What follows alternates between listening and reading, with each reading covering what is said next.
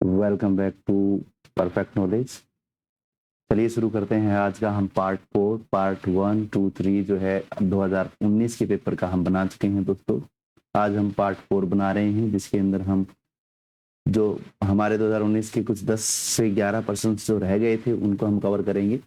चलिए शुरू करते हैं। आज का हमारा पहला क्वेश्चन कहता है, निम्नलिखित में से कौन सा उत्पत्ति के नियमों में शामिल नहीं है? तो हमें पता है कि साधनों का न्यूनतम लागत संयोग, least cost combination of factors जो है वो इसमें शामिल नहीं है। चलिए नेक्स्ट क्वेश्चन की ओर बढ़ते हैं। नेक्स्ट क्वेश्चन जो है वो 139th क्वेश्चन जो है आपका क्या कहता है? कहता है संतुलित बजट गुणांक जो है वो किससे प्रभावित नहीं होता है? तो आपको ये ध्यान करना है कि संतुलित बजट जो गुणांक है वो आपका बनता है गवर्नमेंट के स्पेंडिंग से और जो आपका टैक्स मल्टीप्लायर होता है उससे, यानी कि गवर्नमेंट मल्टीप्लायर और टैक्स मल्टीप्लायर दोनों को जोड़ करके बनता है। तो balance budget multiplier is equal to, ठीक है ना, government expenditure multiplier plus tax multiplier. ठीक है, तो गवर्नमेंट जो एक्सपेंडिचर मल्टीप्लायर है वो होता है दोस्तों 1/1 माइनस सी नोट, और जो आपका टैक्स मल्टीप्लायर होता है वो होता है माइनस सी नोट 1 माइनस सी नोट। जब हम इनको मिलाएंगे तो आपको पता है कि हम ले लेंगे इसका लघुत्तम 1 माइनस सी नोट। तो 1 माइनस सी नोट से 1 माइनस सी नोट तो 1, तो 1 का 1 रह जाएगा, प्लस माइनस माइनस तो 1 माइनस सी नोट। तो आप जब इसको कट करते हैं तो आपका आंसर 1 ही आ जाता है, और इसी को हम बोल देते हैं बैलेंस बजट मल्टीप्लायर। ठीक है, तो यहाँ पर आप देखेंगे तो बैलेंस बजट मल्टीप्लायर वो बनेगा 1 माइनस सी नोट 1 माइनस सी नोट। ठीक है, यानी कि सी नोट जो है वो आपका होता है MPC।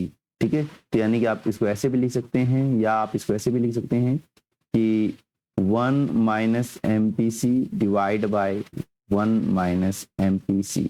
ठीक है, तो यहां से आप ये देखेंगे कि जो सरकार का जो कर होता है, क्योंकि ये टैक्स मल्टीप्लायर है, ठीक है ना, और टैक्स जो है अगर गवर्नमेंट लगाती है तो गवर्नमेंट के टैक्स लगाने से भी इसका रिजल्ट हमेशा क्या ही रहेगा? 1 ही रहेगा। ठीक है, तो इसलिए ऑप्शन नंबर 4 सरकार द्वारा लागू अनुपातिक आयकर की दर जो है वो संतुलित बजट गुणांक को प्रभावित नहीं कर पाती है। तो यहाँ आपका आंसर आया proportional income tax rate levied by the government, क्योंकि ये इसका हिस्सा है ना, ये गवर्नमेंट टैक्स मल्टीप्लायर और गवर्नमेंट एक्सपेंडिचर मल्टीप्लायर दोनों से मिलकर के बनाए। तो ये चाहे कम हो चाहे ज्यादा हो, क्योंकि ये रिजल्ट आएगा और ये रिजल्ट जो है हमेशा एक ही रिजल्ट लेकर के आएगा 1। तो टैक्स के कम ज्यादा होने से संतुलित बजट पर कोई प्रभाव नहीं पड़ेगा। चलिए नेक्स्ट क्वेश्चन करते हैं। दादा भाई नौरोजी जो हैं उन्होंने गरीबी रेखा की अवधारणा को क्या आधार बनाया था? What was the base of the poverty line concept of दादा भाई नौरोजी? और दादा भाई नौरोजी को इंडिया का द ग्रेट ओल्ड मैन के नाम से भी जाना जाता है। The great old man of India, ठीक है ना, ये है, आप इनको जो है इस नाम से भी जानते हैं, the great old man of India. ठीक है, तो आपको ये ध्यान करना है। और ये इन्होंने कहा था जेल कॉस्ट ऑफ लिविंग, जेल कॉस्ट ऑफ लिविंग, जैसे कि एक कैदी को बहुत ही जिंदगी गुजारने जितना जो है खाना मिलता है। देखिए इन्होंने जो कंसेप्ट निकाला था, ये कहते हैं कि जैसे एक कैदी को, जैसे एक प्रिजनर को सिर्फ और सिर्फ जीवन को, यानी कि उसको जिंदा रखने जितना जो है वो खाना, उसको भरपेट खाना नहीं दिया जाता, उसको उतना ही खाना दिया जाता है जो कि वो सिर्फ जिंदा रह सके। ठीक है, तो उसको जितना जिंदा रहने जितनी कैलोरीज जो है वो दी जाती है, वैसे ही हमारे देश में जो BPL परिवार हैं, जो गरीब परिवार हैं, वो भी जेल कॉस्ट ऑफ लिविंग पे रह रहे हैं, यानी कि वो भी उतना ही खाना उनको प्राप्त हो रहा है जिससे वो सिर्फ जिंदा रह सकते हैं।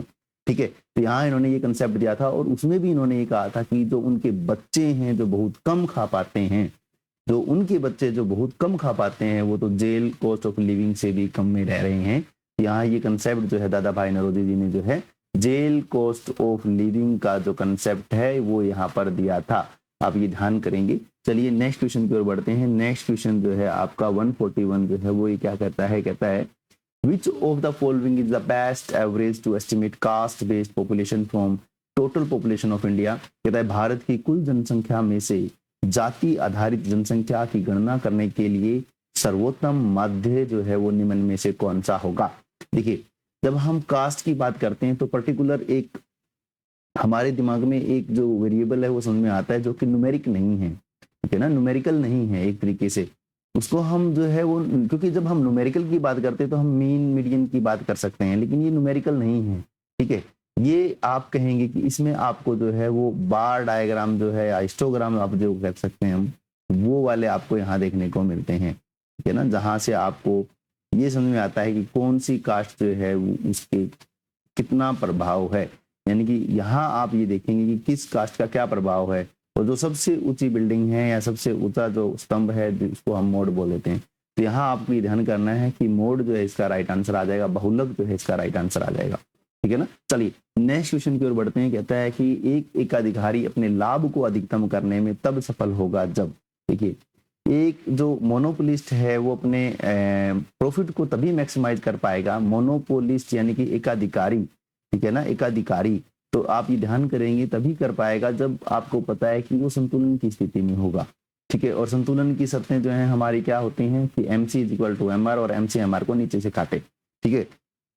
तो औसत लागत न्यूनतम हो, इकोनॉमिक सेंस तो यही कहती है, लेकिन ये आंसर नहीं दे सकते क्योंकि लाभ को अधिकतम करना है, और लाभ को अधिकतम करने का मतलब जो है वो आपका यही है। देखिए यहाँ आपको ये ध्यान करना है, जब AC मिनिमम पे होती है, ठीक है ना, तब आपको प्रॉफिट मिल रहा होता है, तब आपका जो प्रति यूनिट जो प्रॉफिट है वो तो बढ़ जाता है, लेकिन टोटल जो प्रॉफिट है वो नहीं बढ़ता। वो टोटल प्रॉफिट कहाँ बढ़ेगा, जहां पर आपका जो MC है, ठीक है ना, जहां पर आपका जो MC है MR के बराबर होगा, यहाँ होगा, वहां आप जो है ये सारा गैप जो है वो ले पाते हैं, ठीक है। तो यहाँ पर आपको ये ध्यान करना है कि option number 3 marginal cost = marginal revenue जो है आपका राइट आंसर हो जाएगा। चलिए नेक्स्ट क्वेश्चन की ओर बढ़ते हैं। नेक्स्ट क्वेश्चन कहता है कि इंग्लैंड और भारत के मध्य औपनिवेशिक व्यापार का राजमार्ग कौन सा था। तो आपको पता ही है जो रेड सी, और आई थिंक मेरे को ध्यान नहीं है, लेकिन रेड सी से जो जोड़ता है, और जो जिसकी बात हम करते हैं स्वेज कनाल, जो हम स्वेज नहर की बात करते हैं हिस्ट्री में लगातार जो है हम पढ़ते रहते हैं, क्योंकि 1869 में जो है जो स्वेज नहर जो है वो बनाई थी ब्रिटिशर्स ने। तो वो जो है लगभग अगर वो वहां से, जैसे अगर डायरेक्ट वो स्वेज नहर जो उन्होंने बनाई है उससे अगर वो आ जाते हैं, और अगर वो स्वेज नहर ना होती तो उनको एक कॉन्टिनेंट को क्रॉस करके जो है वहां पहुंचना पड़ता, जो कि इनकी जो टोटल ट्रांसपोर्ट है वो 7000 किलोमीटर कम कर देती है।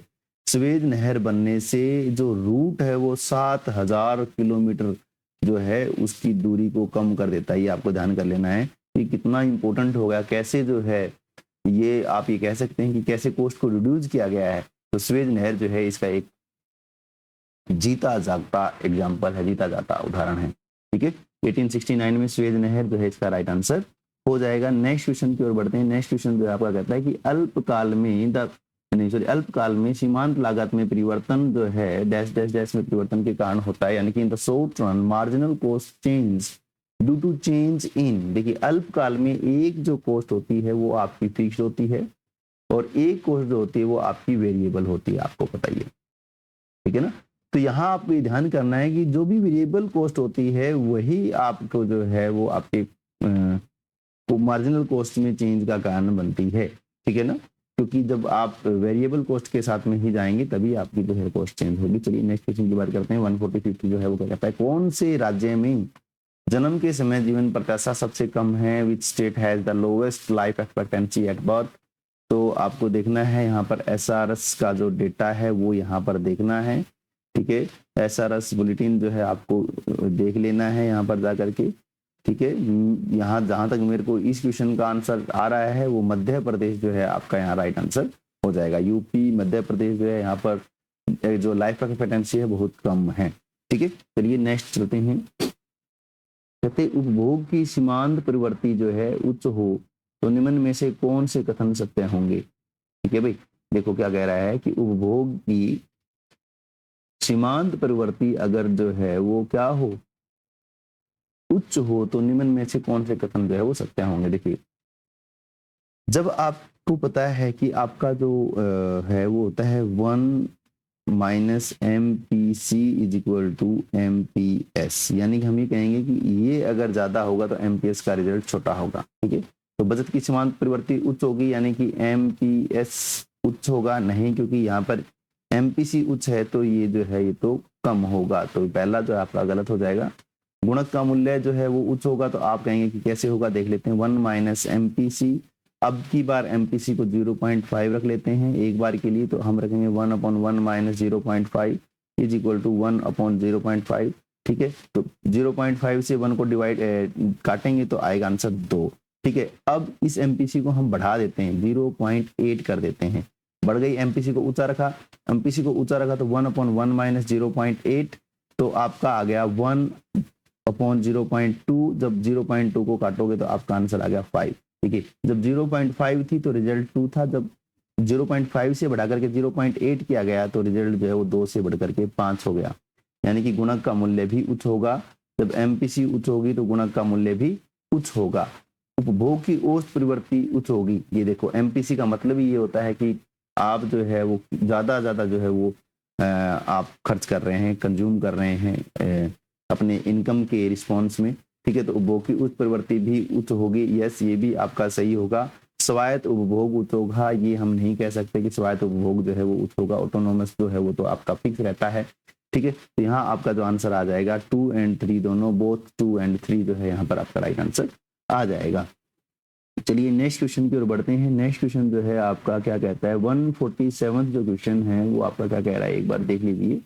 ये कहता है कि कौन सी शुद्ध प्रतियोगिता की आवश्यक शर्त नहीं है। शुद्ध प्रतियोगिता यानी कि which of the following is not an essential condition of pure competition. ठीक है ना, आप ये ध्यान करेंगे, प्योर जो है जब हम पढ़ते हैं परफेक्ट कंपटीशन को, और परफेक्ट कंपटीशन में जब हम प्योर को पढ़ते हैं, जो कि जिसको जो है नाम दिया गया था चैम्बरलिन जी के द्वारा, तो कई बार ये भी पूछ लिया जाए तो आप ये ध्यान करेंगे, चैम्बरलिन जो है उन्होंने जो है ये प्योर कंपटीशन की अवधारणा का नाम दिया है, प्योर कंपटीशन, जिसमें हम जो है परफेक्ट नॉलेज को शामिल नहीं करते हैं, परफेक्ट नॉलेज को इंक्लूड नहीं करते हैं, और ट्रांसपोर्ट कॉस्ट जो है वो भी वहां पर मिसिंग होती है, ट्रांसपोर्ट कॉस्ट भी वहां नहीं होती है। तो यहाँ आपको ये ध्यान करना है कि जो आपके परफेक्ट कंपटीशन के जितने भी आप विशेषताएं एजम्पशंस को पढ़ते हैं, उनमें से ये 2 एजम्पशंस जो है वो प्योर कंपटीशन में शामिल नहीं की जाती हैं। ठीक है, तो होमोजीनियस प्रोडक्ट यानी कि समरूप उत्पाद को जो है वो शामिल किया जाता है। परिवेश और निगम की स्वतंत्रता जो है, आने जाने की स्वतंत्रता भी है। परिवहन लागत की अनुपस्थिति, यस जो है इसको शामिल नहीं किया जाता है। तो प्योर कंपटीशन में जो है ऑप्शन नंबर 3 जो है आपका यहाँ राइट हो जाएगा। Absence of the transport cost, जैसे कि हमने यहाँ भी बात की थी कि ट्रांसपोर्ट कॉस्ट और परफेक्ट नॉलेज जो है इनको दूर रखा जाता है। ठीक है, तो अभी तक आपके कितने क्वेश्चन जो हैं वो राइट हुए हैं, और आपको कितने क्वेश्चन जो हैं वो आ रहे थे, एक बार कमेंट बॉक्स में जरूर लिखिए कि अभी तक जो है आपका कितना परसेंटेज जो है वो क्वेश्चन का राइट हो रहा है। चलिए नेक्स्ट क्वेश्चन की ओर बढ़ते हैं। नेक्स्ट क्वेश्चन कहता है 148 क्वेश्चन क्या कहता है, यदि शीतल पेय की कीमत जो है वो 18% बढ़ने पर उसकी मांग मात्रा में 21% की कमी आती है, तो यह दर्शाता है कि शीतल पेय की मांग जो है वो कैसी है। देखिए ये क्या कह रहा है कि भाई 21% की कमी आ रही है, तो आपको पता है कि इलास्टिसिटी ऑफ डिमांड का जो फॉर्मूला है वो हमारा है कि change in quantity demanded divide by change in quantity price. ठीक है ना, यानी कि प्राइस में चेंज की वजह से क्वांटिटी में कितना चेंज आया, तो क्वांटिटी में चेंज आया 21%, और ये जो चेंज था ये था 18%। ठीक है ना, तो जब आप इसको काटोगे तो 1 पॉइंट समथिंग, यानी कि रिजल्ट जो है वो 1 से बड़ा आएगा, 1 से बड़ा आएगा, तो इलास्टिक हो गई। ठीक है ना, क्योंकि आपको पता है कि इलास्टिसिटी जो है वो ग्रेटर देन 1 है, तो आप कहेंगे इलास्टिक है। तो ऑप्शन नंबर 2 जो है लोचदार है, आपका आंसर यहाँ पर आ जाता है। चलिए नेक्स्ट क्वेश्चन को पढ़ते हैं। नेक्स्ट क्वेश्चन जो है 149 क्वेश्चन जो है वो क्या कहता है, देख लीजिए एक बार। क्या कहता है कि निम्नांकित कथनों को पढ़िए और सर्वश्रेष्ठ विकल्प को चुनिए। Read the following statements and choose the best alternative. ठीक है ना, जब राम एक व्यावसायिक बैंक में नकदी जमा कराता है, नगद प्रवृत्ति परिवार से बाहर चला जाता है और मुद्रा पूर्ति घट जाती नहीं। देखिए, when Ram deposit currency in commercial bank cash goes out of circulation. No, जब आप डिपॉजिट करवाते हैं बैंक में करेंसी को तो वो सर्कुलेशन में ही रहती है। बैंक जो है उसमें से अपने पास कुछ रिजर्व रखता है और आगे क्रेडिट क्रिएशन करता है। यहाँ आप देखते हैं कि जब भी आप करेंसी को डिपॉजिट करवाते हैं तो बैंक जो है वो क्रेडिट क्रिएशन करता है, और क्रेडिट क्रिएशन करके मनी सप्लाई को यानी कि एमएस को बढ़ा देता है, ये ध्यान करना है। ठीक है, लेकिन ये कह रहा है कि मनी सप्लाई डिक्लाइन, नो, ये तो पहला आपका गलत हो जाएगा। चलिए देखिए दूसरा क्या कहता है, if the RBI creates more money तो अगर आरबीआई जो है ज्यादा मनी बनाता है, Indians would achieve a higher standard of living, वो ऊंचे लेवल पर चले जाएंगे। नहीं नहीं नहीं नहीं, यहाँ फिर से आप गड़बड़ कर रहे हैं। देखिए, जब आरबीआई बहुत ज्यादा पैसा छापेगा, अंधाधुंध पैसा छापेगा, तो लोगों के पास पैसे हो जाएंगे ज्यादा और उसकी वजह से इन्फ्लेशन बहुत हाई हो जाएगा। जैसा कि आपने जो है वो वेनेजुएला का जो है, यहाँ पर आप एग्जांपल जो है वो देख सकते हैं कि वेनेजुएला में जब ऐसे ही गवर्नमेंट ने बहुत सारा पैसा छापा और वहां पर एक कप चाय की कीमत जो है वो लाखों में चली गई, और कोई भी जो व्यक्ति है वो चाय बनाने को रेडी नहीं है, यानी कि कोई भी काम करने को तैयार नहीं है, क्योंकि सारे ही लखपति और करोड़पति हो गए। ठीक है ना। तो जब मेरे पास एक कप चाय के लाख रुपए देने को है तो मैं काम क्यों करूं। ठीक है। तो ये वाली जो समस्या है वो यहाँ पर क्रिएट हो जाएगी अगर आरबीआई जो है वो बहुत ज्यादा पैसे छापता है। अगर आपकी सप्लाई साइड वीक है, तो अगर आपकी सप्लाई साइड स्ट्रांग है, आप जो है बहुत ज्यादा प्रोडक्शन कर रहे हैं, तब आरबीआई जब मनी क्रिएट करेगा तो ये चीजें जो है हो सकती हैं। लेकिन यहाँ जो है वो एक कंडीशन है कि सप्लाई साइड आपकी वीक ना हो। तो यहाँ पर आपका जो है सप्लाई साइड वीक है नहीं है, यहाँ पे ऐसी कोई बात नहीं की गई, सीधा कहा गया कि मनी छापे, तो ये जो है वो बहुत गलत होगा। तो ये भी ऑप्शन आपका जो है वो गलत होगा। तो यहाँ पर आप देखेंगे 1 और 2 ट्रू, नहीं ये गलत है, 1 और 2 फॉल्स, यस। तो दोनों ही जो है वो आपके यहाँ पर आंसर जो है वो गलत है। दोनों ही जो स्टेटमेंट है वो जो है गलत है। 149 का ऑप्शन नंबर 2 जो है 1 और 2 दोनों असत्य आपका राइट आंसर हो जाएगा। चलिए नेक्स्ट क्वेश्चन जो है लास्ट क्वेश्चन, और नेक्स्ट क्वेश्चन जो है इसके बाद में यही है, लास्ट क्वेश्चन है। 150 क्वेश्चन को हम पढ़ रहे हैं कि एक अर्थव्यवस्था में समग्र मौद्रिक, ठीक है ना, संसाधन किसके योग के समान है। तो in economy aggregate monetary resource are equal to the sum of. तो आपको पता है जब हम मनी सप्लाई का कंसेप्ट पढ़ते हैं, और मनी सप्लाई में जब हम पढ़ते हैं M1 M2 M3 M2 M3 M4 पढ़ते हैं, तो हम ये देखते हैं कि M1 में हम देखते हैं कि यहाँ मैं बीच में ले लेता हूँ कि M1 इज इक्वल टू, हम देखते हैं कि CU plus TD plus OD। ठीक है। M2 में हम क्या देखते हैं, M2 में हम देखते हैं कि M1 प्लस पोस्ट ऑफिस में जमाएं। ठीक है। और M3 में हम क्या देखते हैं कि M1 प्लस, ठीक है ना, TD यानी कि टाइम डिपॉजिट। ठीक है। तो M3 जो है इसको हम ये भी कहते हैं कि ये जो है हमारा बेस है, मॉनेटरी बेस है, ये हम इसको सबसे बड़ा बेस भी मानते हैं। ठीक है। और ये इसको इसलिए कहा जाता है क्योंकि आरबीआई की जो है वो देनदारियां होती हैं। ठीक है। फिर आपका जाता है M4 में आप ये देखते हैं कि M3 को और plus post office excluding national security certificate जो है उनको एक्सक्लूड किया जाता है इसमें। तो ये M4 है। तो M3 जो है उसमें अगर हम central bank note in circulation CU जो है आपका M1 यानी कि यहाँ भी शामिल होता है। कॉइन एंड स्मॉल कॉइन जो है वो भी सर्कुलर में शामिल होता है। टाइम डिपॉजिट विद बैंक भी शामिल होते हैं। डिमांड डिपॉजिट भी जो है शामिल होते हैं। यानी कि ये भी यानी कि चारों के चारों जो है आपके यहाँ पर सही हैं। तो आप कहेंगे ऑल ऑफ 1 2 3 एंड 4 जो है आर करेक्ट। तो दोस्तों आपको ये सीरीज जो है वो कैसी लग रही है कमेंट बॉक्स में जरूर लिखिए। क्या आपको कुछ नया सीखने को मिल रहा है, और क्या हम और इम्प्रूव कर सकते हैं, आपको क्या कंसेप्ट में और ज़्यादा क्लैरिटी चाहिए, क्या हम जो है वो जो कंसेप्ट करवा रहे हैं आपको, क्या वो आपके अंडरस्टैंडिंग में आ रहे हैं। तो आप ज़रूर बताएं कि कैसा आपको कंटेंट चाहिए, हम आपके लिए प्रोवाइड करवाएंगे। तो लास्ट तक जुड़े रहने के लिए आपका बहुत बहुत धन्यवाद। अपने दोस्तों तक शेयर तो कर दीजिए ताकि जो ये चैनल है आपका अपना चैनल है वो थोड़ा सा ग्रो करें, और हम भी जो है आपके लिए थोड़ा और अच्छा कंटेंट जो है वो ले करके आ पाएँ। आप जो हौसला हमारा बढ़ाएंगे तो हम आपके लिए जल्दी से जल्दी कंटेंट जो है वो प्रिपेयर करके आपके पास लेकर के आएंगे। तो आज के लिए बस इतना ही, मिलते हैं नेक्स्ट वीडियो में। तब तक के लिए धन्यवाद। जय हिंद, जय भारत दोस्तों।